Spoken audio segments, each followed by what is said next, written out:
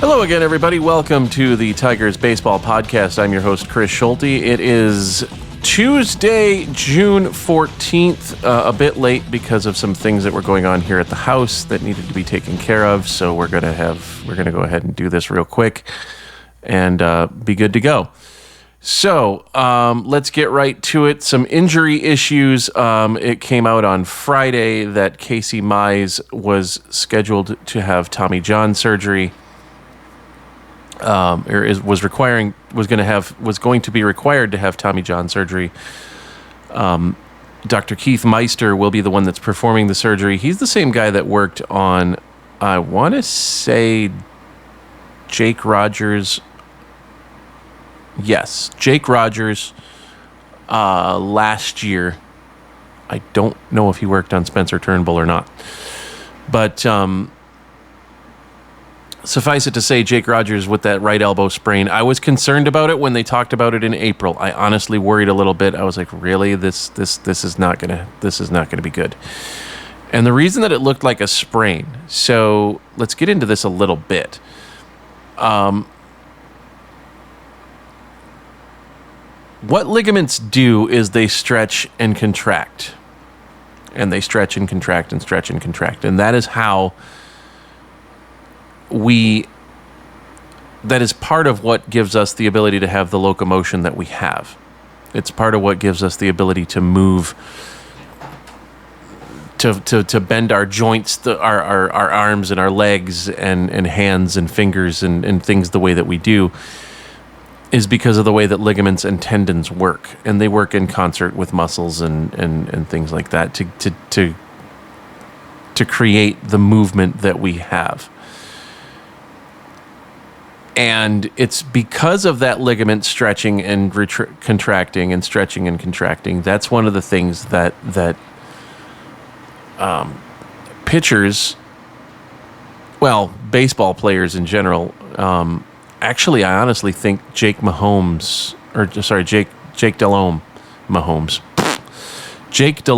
from the New Orleans Saints and a couple of other teams, Carolina Panthers as well. NFL teams, I think he had Tommy John surgery. It's not as common in quarterbacks as it is in pitchers. It's not as common in everyday position players as it is in pitchers. We happen to have two of them on our squad. The Tigers do, in Akil Baddoo and in Jake Rogers. However, what happened with this, and the reason that it wasn't as quickly diagnosed as it could have been. So Spencer Turnbull, when he went down last year, it was pretty much they made the decision, and well,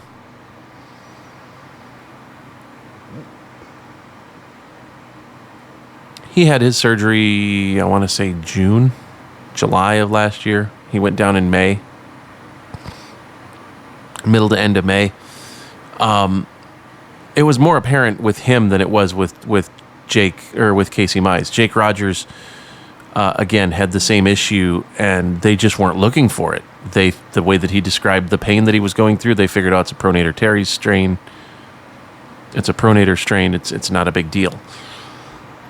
And then they did some more tests because he was having issues throwing. So that's why it took so long for Jake Rogers. With Casey Mise, what happened is the ligament isn't torn. The ligament itself is intact. It's just so severely damaged that it's of no use to him anymore. So the ligament itself has stretched to the point where it cannot contract. So it just stays in a continuously stretched out state. Now, that doesn't mean that he can't move his arm. He can. He can bend his elbow and do all of the things that he needs to do. Mostly pain-free. But what happened was when he started throwing, it was hurting. But it's always going to hurt a little bit when you throw a baseball, when you're a pitcher. Pitching is not a normal movement. In all honesty, pitching is the worst thing you can possibly do to your arm, because the motion that you have to generate to create the speed and to generate the spin and the velocity on the pitches that you want to throw, and the movement on the pitches that you want to throw. That motion is one of the most unnatural motions that a human can put their body through. So he was throwing and had some discomfort, but it wasn't anything he wasn't used to. And then when he got up to about 90 feet and throwing and basically doing long toss at around 90 feet, that's when he realized this still hurts. So they originally did an MRI and they didn't see anything wrong. They didn't see any structural damage because on the MRI that they were doing, they weren't looking for elasticity. They were just looking to see that the ligament was not torn, which it's not. So then after the issues that he was having throwing long toss and actually pitching, he went to Dr. Keith Meister, who ran some tests for elasticity and came to the conclusion that the elasticity in the ligament is gone. So you basically take a rubber band and you stretch it out and contract it and stretch it out and contract it and stretch it out and contract it. And at the end, at some point, that rubber band is either going to break or it's going to stretch out and stay stretched out and it's not going to contract at all. That's what his ligament has done. It is stretched out, it won't contract, and it's never going to contract again. So what they're going to do is they're going to take probably a tendon from his wrist, which is what's the most common form of surgery this time or nowadays. They used to take ligaments from cadavers. They don't do that as much anymore because there's a possibility that the body will reject the donor ligament. There's no possibility that it's going to reject a piece of itself. So they're going to take a tendon from his wrist and put it in his elbow, and he might actually gain a couple of miles an hour on his fastball, on all of his pitches, really.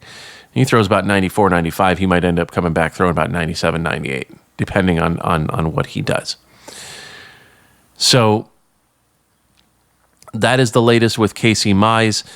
Eduardo Rodriguez went to Toledo and threw 4 shutout innings, striking out 9 on Thursday, and then yesterday informed the team that because of personal reasons, he's not going to come back to the team until he gets some things sorted out. So we are thinking about Eduardo Rodriguez. We're hoping that everything is going okay. You never know what this could be. This could be problems with a marriage. This could be a child having an illness. This could be another family member having some kind of an illness. This could be psychological issues for Eduardo himself. He may have depression issues that he's dealing with. He may have some sort of other mental health situation that he has to get through before he can come back and pitch. The bottom line is he is on the restricted list and will not be joining the team anytime soon. So thoughts with Eduardo, and hopefully everything is okay with him and he gets back to pitching for the Tigers soon and is able to get through whatever it is he needs to get through. So we've had some situations. Daz Cameron was put on the COVID list, retroactive to June 9th. He should be coming off of that around tomorrow or Thursday.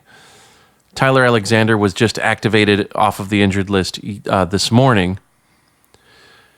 Derek Hill was sent down to Toledo. Elvin Rodriguez was sent down to Toledo after giving up, well, I saw him give up at least 6. I don't know when they took him out because I had things to do after and during the game Friday.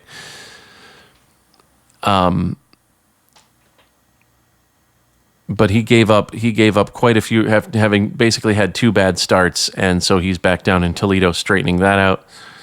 We've called up Drew Hutchison for today's game, which is a bullpen game. And designated Jacob Barnes for assignment. That was on Sunday.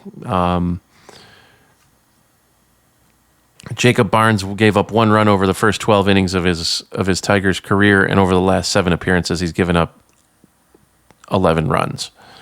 So He is. That does not mean that we've released him. That does not mean that we've given up on him. That just means that we want to send him down to AAA to get himself sorted out, and he's out of minor league options. So he can either take the assignment and be outrighted to AAA, or he can refuse the assignment and become a free agent, or somebody can claim him off of waivers over the next 5 days. Well, now 3, because he was DFA'd on Sunday. So those are the big things that are going on the injury and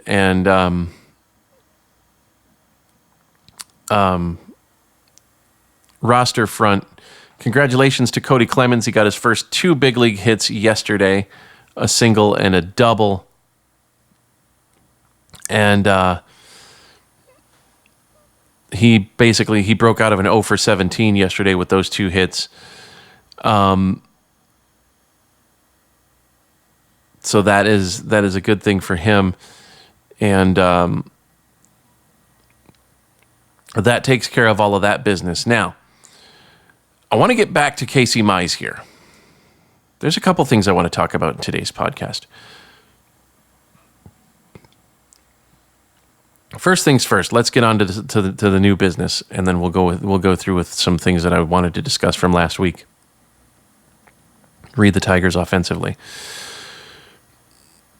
Casey Mise is the 5th pitcher for Detroit to have Tommy John surgery since 2016. Michael Fulmer, Spencer Turnbull, Alex Faedo, Joey Wentz, and now Casey Mise. So I'm starting to wonder what the deal is in Detroit's medical staff, their sports science department, the physiognomy department, the physiology department that deals with whatever they call it, the department that they have that deals with throwing programs and pitch counts and pitch design and whatever it is that they do, the mechanics the biomechanics that they are having these pitchers get themselves involved with, because this is not good. I'm worried now because Matt Manning is saying he's got shoulder inflammation, which could mean anything. But with the way things are going, you start to worry about rotator cuffs. Because, my goodness, they can't seem to keep people's elbows fine. And if you want to throw Matt Manning or Matt Boyd in there from last year, because he tore his flexor tendon, his left flexor tendon, you've got that issue. So what I'm worried about is what's going on with Detroit's medical staff to where they cannot do, they don't seem to be able to get to keep pitchers healthy. And you can sit there and say, well, Joey Wentz came back and he's pitching just fine. Well, Joey Wentz is on the injured list with a neck and shoulder strain. Well, Tyler Alexander got hurt and he just got reactivated from the injured list. Okay, that's fine. Not everybody has the same issues. Not everybody gets into the type of situation that you have where you can actually tear the UCL. For whatever reason, it seems to happen with the harder throwers.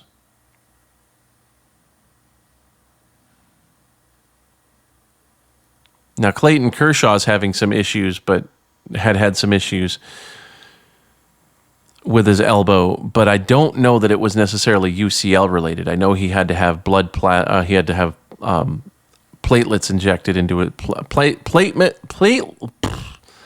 platelet enriched plasma injected into his elbow to help some healing. And look, guys can have this injury and pitch completely through it. Masahiro Tanaka has had a partially torn ligament for UCL for years. and he pitched through it just fine. So it's not something that it's something that affects every pitcher in a different way.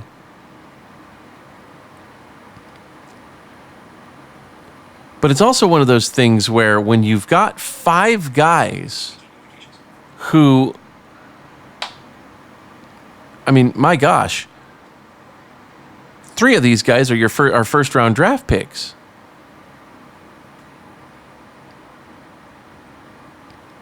So when you've got these guys that are coming up and getting hurt, what's going on in the background? What's going on the developmental side? What's going on the training side? It kind of makes you wonder if maybe Detroit needs to look at that and go, well, maybe we're not doing things correctly here. Maybe we need to consider other options. Because I'm to the point now where when I hear somebody's got elbow issues, I start to worry about that just because of the track record that Detroit's medical staff has had over the last 6 years. You lose 5 starting pitchers. Now, Fulmer was a starter when he went down with for Tommy John surgery. He's come back as a reliever. But you, in a sense, basically you lose an entire starting staff.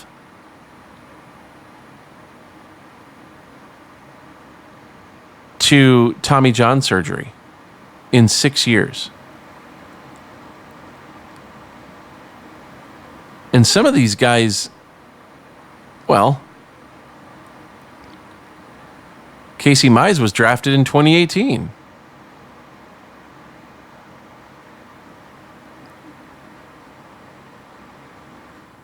Alex Faedo came out of Florida in 2017. So you're getting people who they're young and I mean, I suppose you could say the common denominator is that they all went to college, but you're getting these guys who are from different programs, different backgrounds, and it's not all from the same class. It's not all from the same group.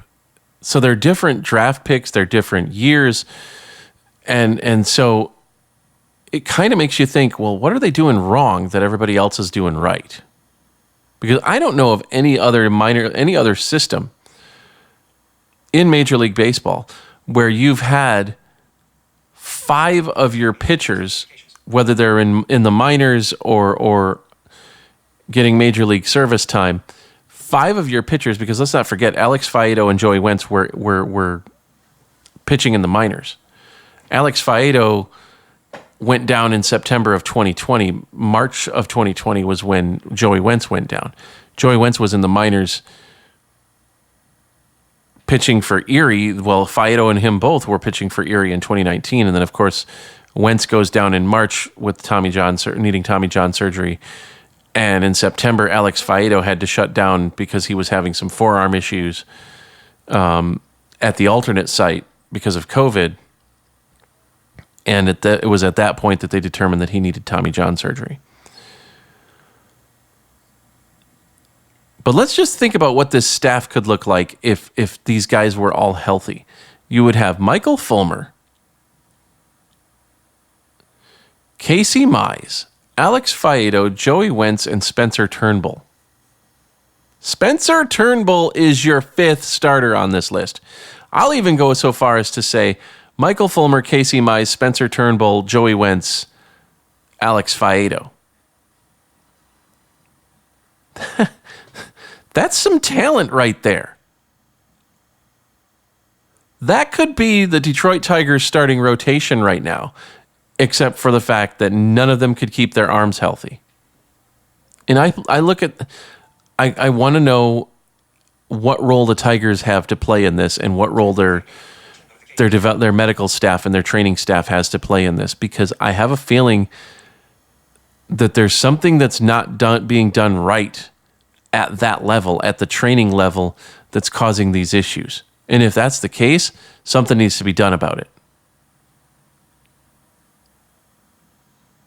If that's not the case, then I'm barking up the wrong tree, and I'll take my lumps for it. But that's awfully suspicious to me.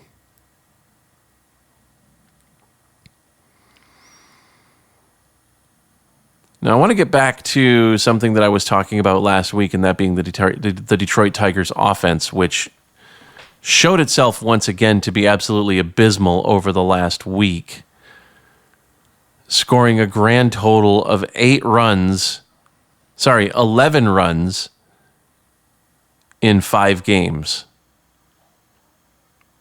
So once again, we're right around 2.5 runs a game over a 5-game stretch. We scored 5 in Pittsburgh on Tuesday, 3 in Pittsburgh on Wednesday, and three total in a series against Toronto. And that was in one game. The other 2 games we got shut out by a combined score of 16-0.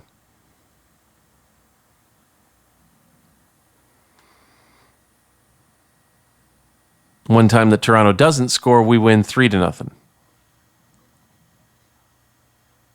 So here we are again, right around 2.5 runs a game.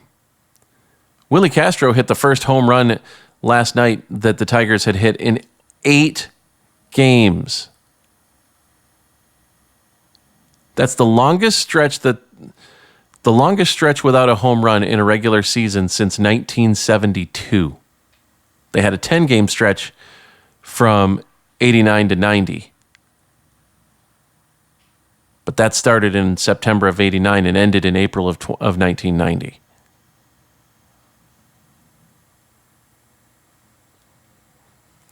Congratulations, boys. You have tied a 50-year low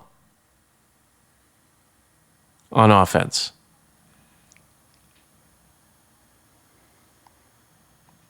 Funny thing is both years are years because the DH got instituted in 1972. So you can't even make that comparison. Well, that was the year, they didn't have the DH. Yeah, they did. Sorry. And you know what? They won the AL East that year.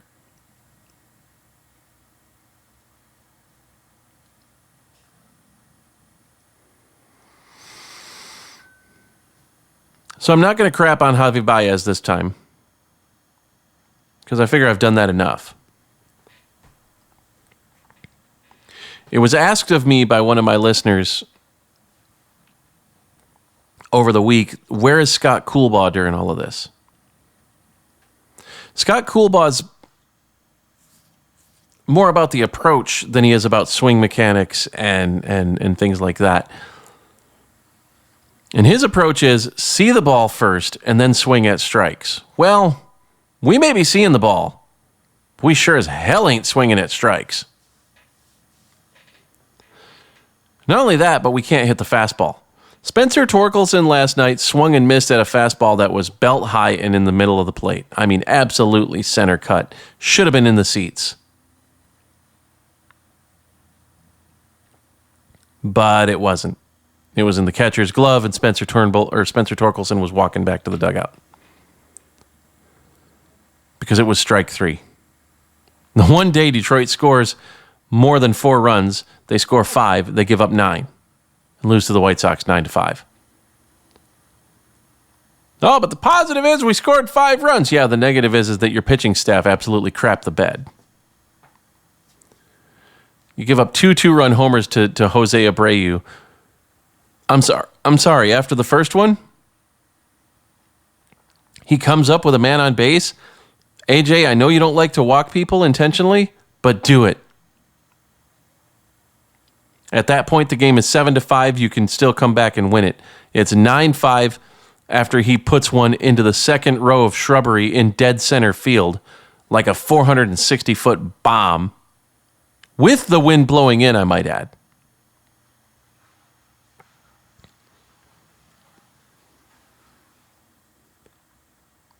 And there you go. You lose the game 9-5. So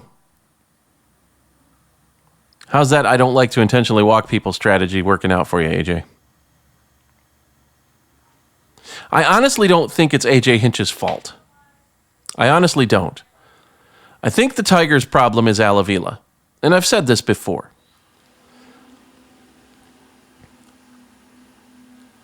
We have not been doing well in the analytics side of things. We've improved our analytics department, but our analytics department isn't that good. Al Avila's contract runs out at the end of this year. My thought process is they shouldn't extend him. Should not extend him. And you know what? Jeff Luhnow has served his time. Jeff Luhnow has been out of baseball since 2020. Bring him back. Bring that team back together again. Let's have AJ Hinch and Jeff Luhnow running things. Oh, well, he's the reason for sign stealing. You know what? There's this thing now called PitchCom. You don't have to worry about that. He didn't do it. The players did. Did he condone it? Maybe. Did AJ Hinch condone it? Maybe. But the players were the ones that actually instituted the system.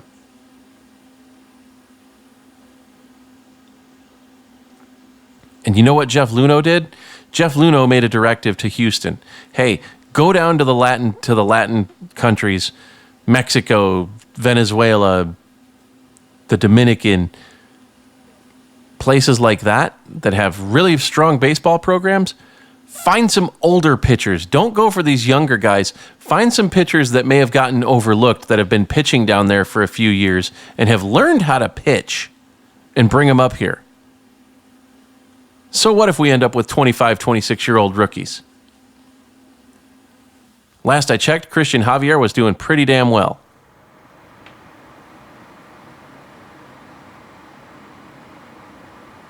He's one of those that they found and identified and said, hey, this guy might work for us.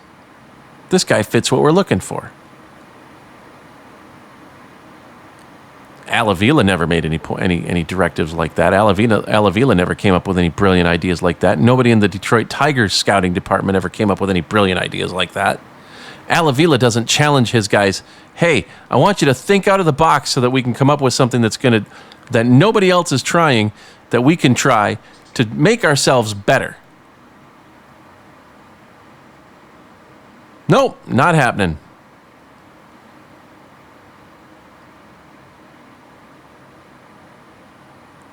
And you know what? Jim Crane is an owner just like Chris Ilitch. He doesn't like to spend money. What did Jeff Luhnow do with a restricted pocketbook? Only went out and put a team together that won the World Series in 2017, went back in 2018, went back again in 2020. So they lost to the Dodgers in 2020. So they lost to the Nationals in 2019. Sorry, I said 2018. So they lost to the Nationals in 2019. I'll take 2 World Series losses and a World Series win 7 days a week and twice on Sundays. I'll take going to the World Series 3 out of 4 years, winning 1 and losing 2 any day of the week. With as bad as this team is, oh, hell yeah, I'll take that. Sign me up right now.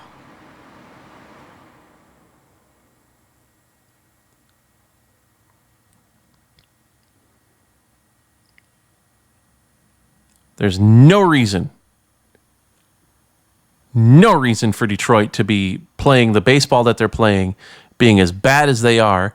They've still got the second best bullpen ERA in all of the American League at just under 2.9. It might have gone up a tick last night after Joey Menez gave up that absolute missile that's still being tracked by the International Space Station to Jose Abreu.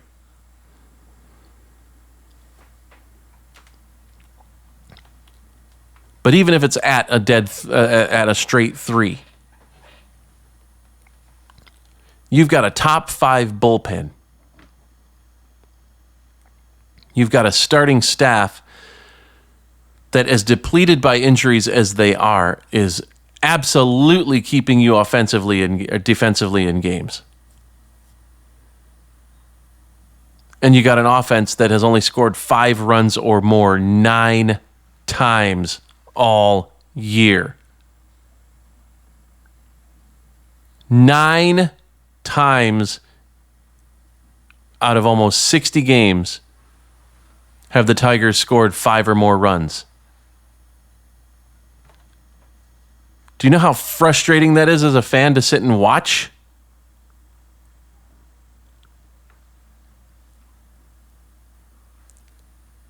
Fire Alavila, get Jeff Luhnow in here, get him to clean house, get him to set things up the way they need to be set up, let AJ do his job.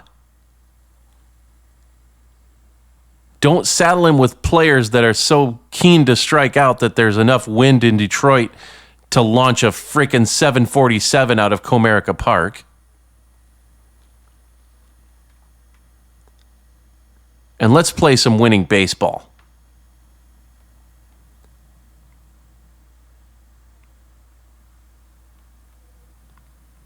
You want to get in touch with the show, you can at Podcast Tigers on Twitter, tigersbaseballpodcast@gmail.com.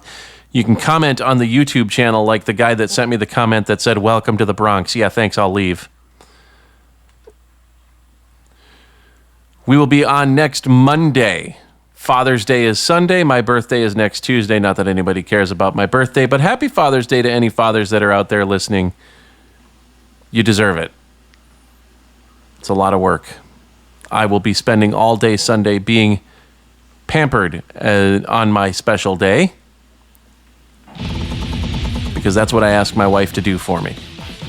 Don't want a present. Just don't make it so I don't have to do anything on Sunday. So I'm not even a podcast. So we'll see you guys next Monday. Thanks for listening, everybody. Thanks to Anchor for distributing the podcast. Check us out on our YouTube channel if you're not already. Like, subscribe, and review, and we will talk to you on Monday. Thanks again, everybody, for listening. I'm Chris Schulte. Until then, go Tigers.